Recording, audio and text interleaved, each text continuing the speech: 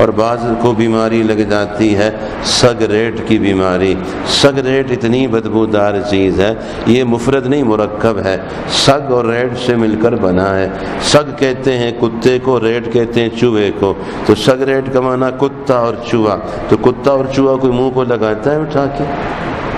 کتنی بدبودار منحوس چیز ہے، خطرناک بیماری ہے، اس سے شفا اللہ تعالیٰ نصیب فرمائے۔ آپ کو پتہ ہے سگریٹ والا بیچارہ دنیا میں ہی جہنمیوں کی مشابہت اختیار کرتا ہے، دنیا میں ہی اپنے کو جلا رہا ہوتا ہے، مال بھی جلاتا ہے، اعمال بھی جلاتا ہے، اور اپنی جان کو بھی جلاتا ہے، ایمان کو بھی جلاتا ہے۔ بہت بیکار آدمی، منحوس آدمی، انتہائی نحوست والے کام میں لگا ہے۔ ایسی بدبودار چیز اس کے سامنے ہے، اس کو اپنے نبی علیہ السلام یاد ہی نہیں، ورنہ اپنے منہ کو خوشبودار رکھتا، اپنے پاک نبی کے قابل اپنے کو بناتا، بڑی سے بڑی قربانی اپنے نبی علیہ السلام کی محبت میں دے سکتا ہے، یہ گند نہیں چھوڑ سکتا؟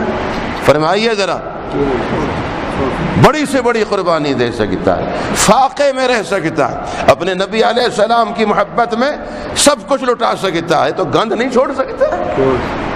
جھوٹا ہے یہ، اس کو اپنے نبی علیہ السلام یاد ہی نہیں ہے، جھوٹ بولتا ہے یہ۔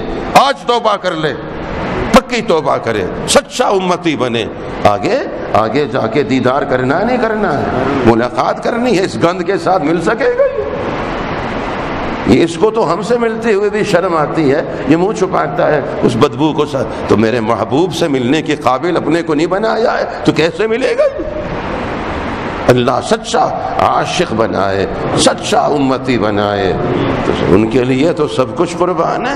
فرمائیے، دل سے فرمائیے، ان کے لیے سب کچھ، اللہ کی قسم سب کچھ قربان۔ اور سوچنا بھی نہیں، سوچنا بھی بے ادبی ہے، بغیر سوچے سمجھے اپنے نبی علیہ السلام پہ سب کچھ قربان۔ تو جب سب کچھ قربان ہے تو یہ گند کیسے قربان نہیں ہو سکتی؟ کیا خیال ہے؟ تو معلوم ہوتا ہے کہ مخلص نہیں ہے اور سچا امتی نہیں ہے، اور اس کو اپنے نبی علیہ السلام یاد ہی نہیں آتے۔ بہت منحوس چیز ہے تدخین، بڑی منحوس چیز ہے، حرام کے قریب ہے، گناہ ہے بہت بڑا۔ بہرحال تو اللہ تعالیٰ کی، تو اس لیے یہ بیماریاں خطرناک بیماریاں ہیں، ان سے اللہ تعالیٰ شفا دے دے، عافیت فرما دے۔